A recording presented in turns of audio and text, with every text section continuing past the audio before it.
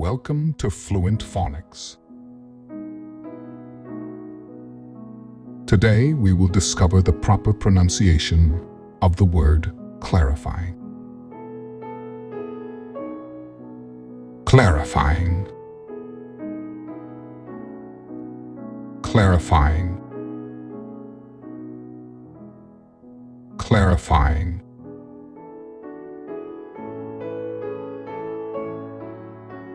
Here's an example of how one might use it in a sentence.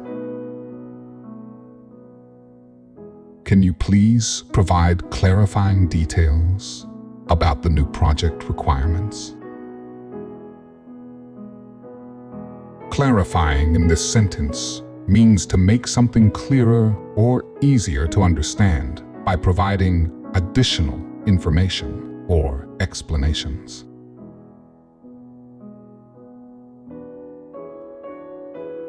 Thank you for your time.